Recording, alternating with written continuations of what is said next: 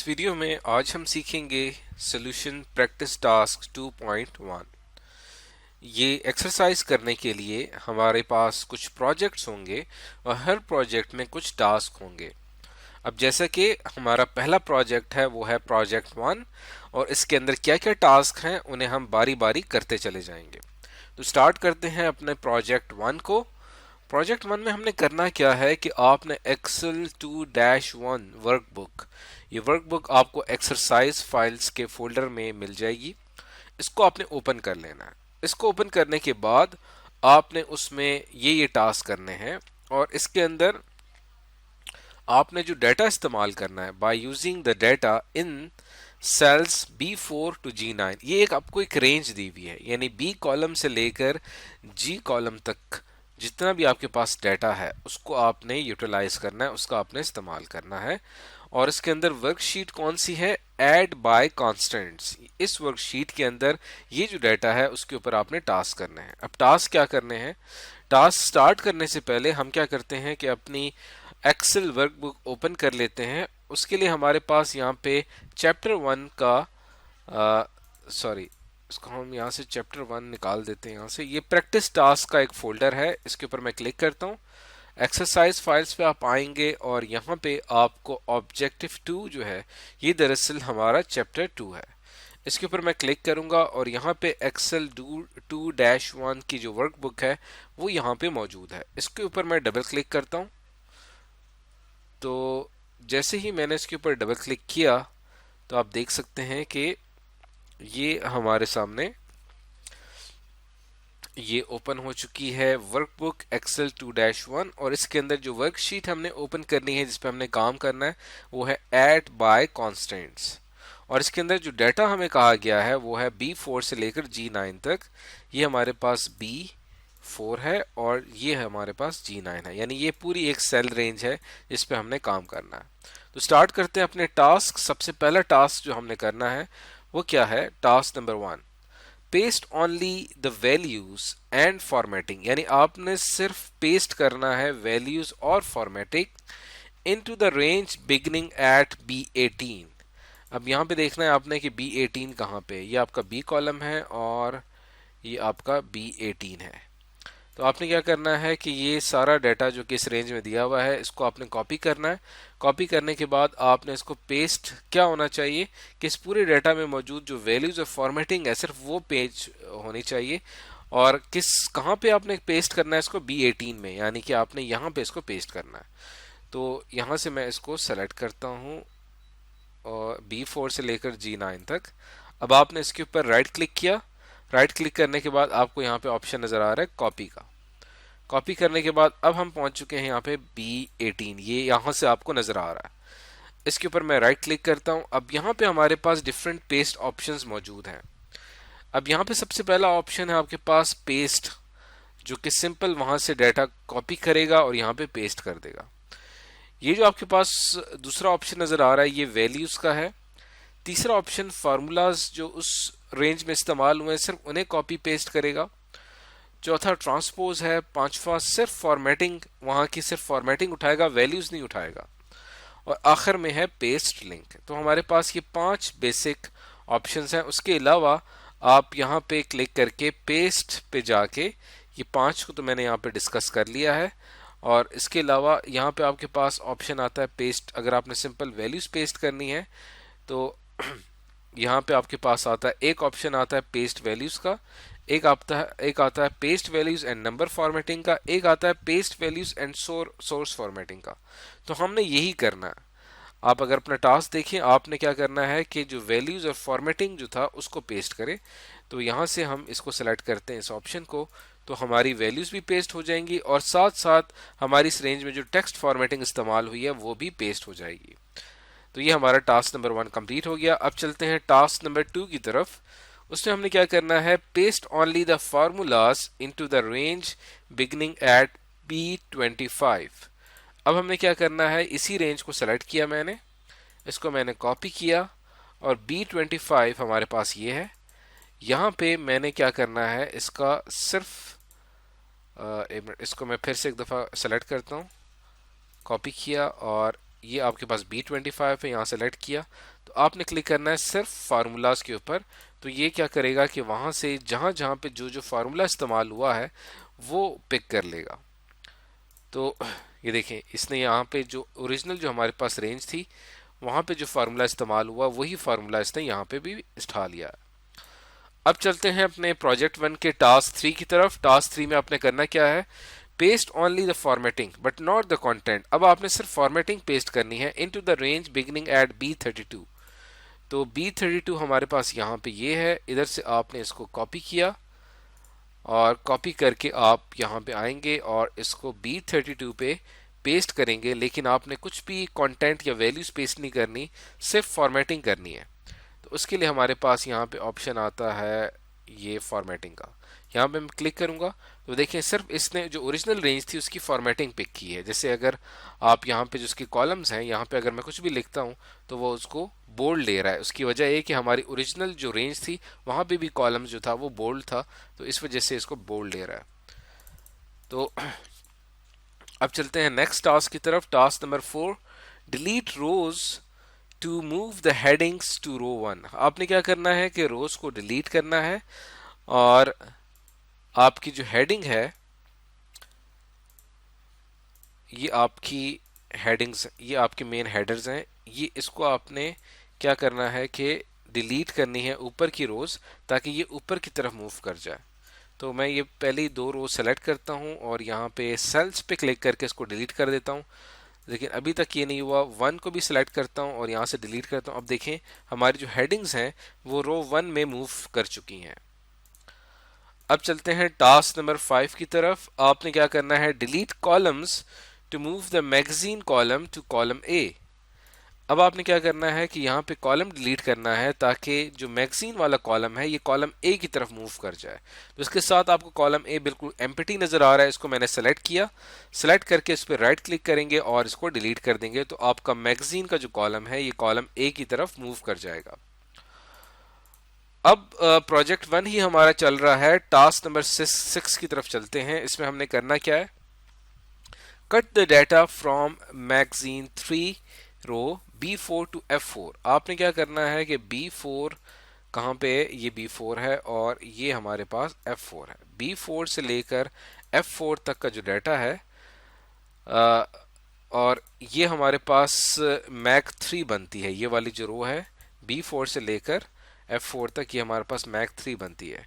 तो cut the data from mag 3 row B4 से लेकर F4 तक। तो ये हमारे पास जो रेंज बन रही है वो ये बन रही है B4 से लेकर F4 तक।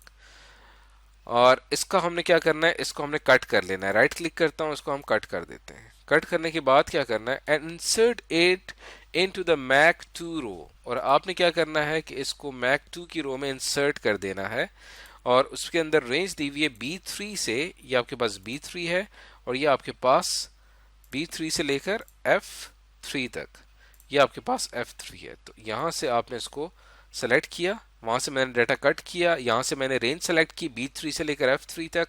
राइट क्लिक किया, पेस्ट के ऊपर क्लिक करूंगा तो देखें हमारा जो इस रेंज का डाटा था वो उस रेंज में मूव कर गया।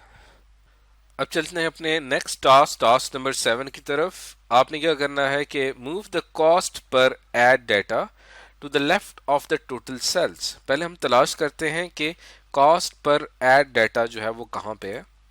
तो ये हमारा कॉस्ट पर एड डाटा मौजूद है, ये वाला सारा। इसको आपने क्या करना है, इसको आपने मूव करना है to the left of the total cost sales. Left of the total cost cell, ये आपका टोटल कॉस्ट का सेल का कॉलम है। इसका लेफ्ट साइड जो है वो आपको यहाँ पे नजर आ रहा है, यानी इसको आपने उठाना है और इसको आपने यहाँ पे मूव कर देना है।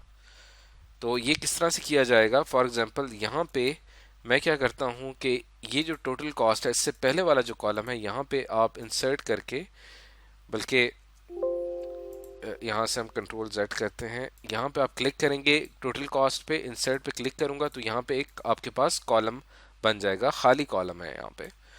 और यहाँ से मैं इन सेल्स को सेलेक्ट करूंगा, इधर से इसको कट करके इधर मैं इसको पेस्ट कर दूंगा। अब आप देखें कि ये जो हमारा कॉस्ट पर एड जितना भी डाटा था वो मूव कर गया है टोटल कॉस्ट से पहले। अब चलते हैं टास्क नंबर 8 की तरफ। टास्क नंबर 8 में हमने करना है इंसर्ट टू ब्लैंक सेल्स। आपने दो ब्लैंक सेल्स ऐड करने हैं in positions B8 to B9, shifting any existing data down. तो सबसे पहले तलाश करते हैं कि B8 से लेकर B9 कौन सा है। ये हमारे पास ये है B8 और ये है B9। आपने क्या करना है कि यहाँ पे दो ब्लैंक सेल्स ऐड करने हैं। तो यहाँ पे आप B8 से लेकर B9, यहाँ पे मैं क्लिक करता हूँ, इंसर्ट के ऊपर क्लिक करता हूँ और यहाँ पे उसको आपको कहा गया है shifting any existing data down, जिसमें जो एग्जिस्टिंग डाटा है वो नीचे की तरफ मूव कर जाएगा। ओके पे मैं क्लिक करूंगा तो देखिए यहाँ पे आपके पास एक ब्लैंक सेल ऐड हुआ, लेकिन आपको कहा गया था कि आपने दो सेल्स ऐड करने। तो आप इस पर राइट क्लिक करेंगे, इंसर्ट पे क्लिक करेंगे और ओके पे क्लिक करेंगे तो देखें ये आपके पास B8 और B9 की जो पोजीशन आ रही है, यहाँ पे आपके पास दो ब्लैंक सेल्स आ चुके हैं और यहाँ जो डाटा मौजूद था वो नीचे की तरफ मूव कर चुका है। टास्क 9, प्रोजेक्ट 1 का टास्क 9 है transpose the names in the magazine column A1 से लेकर A6। हमारे पास मैगजीन कॉलम है A1 से लेकर और ये आपके पास जो है ये A6 है। Transpose the names in the magazine columns A1 से लेकर A6 to the first row of new worksheet. आपने क्या करना है कि ये जो आपको कॉलम्स A1 से लेकर A6 तक का जो आपको जितना भी मैगजीन्स नेम्स आ रहे हैं इनको हम यहाँ से सेलेक्ट करेंगे।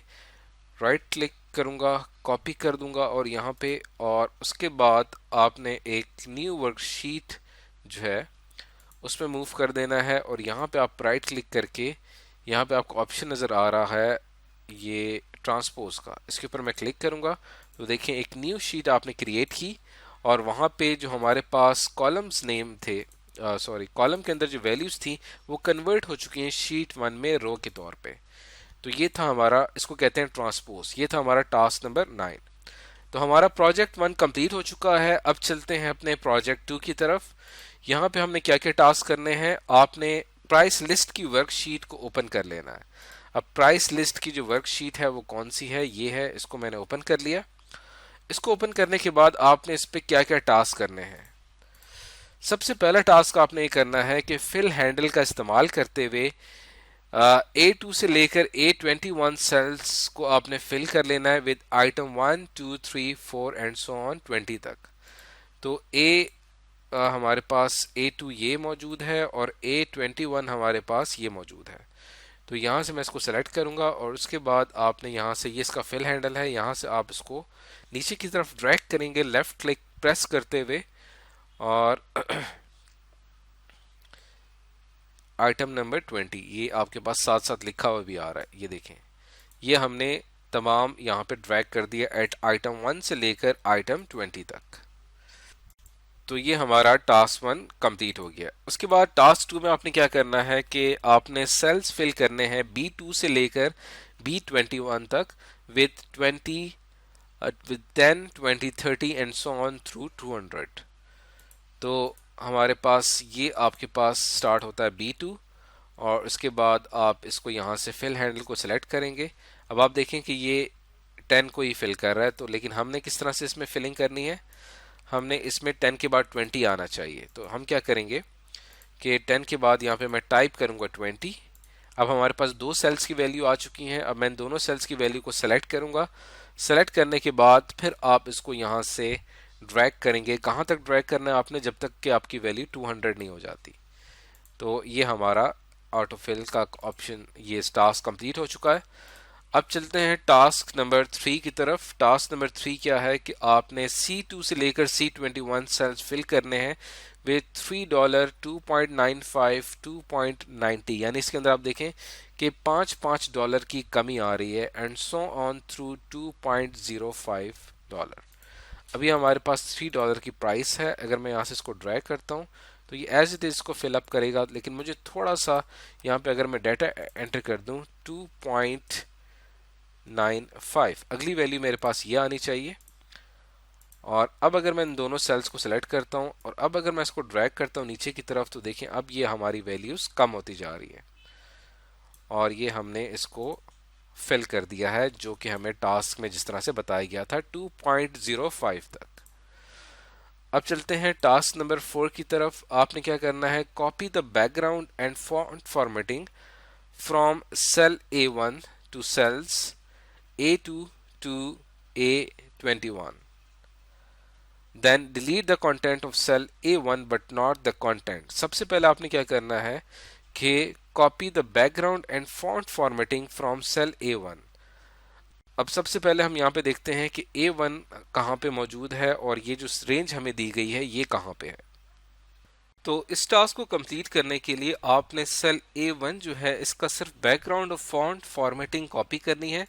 उसके लिए हमारे पास ये ऑप्शन होता है कि जिस भी सेल की फॉन्ट फॉर्मेटिंग और बैकग्राउंड हमने कॉपी करना होता है उस सेल को हम सेलेक्ट करते हैं और यहाँ पे हमारा जो क्लिपबोर्ड का सेक्शन है यहाँ पे आपको एक ऑप्शन नज़र आ रहा है फॉर्मेट पेंटर का।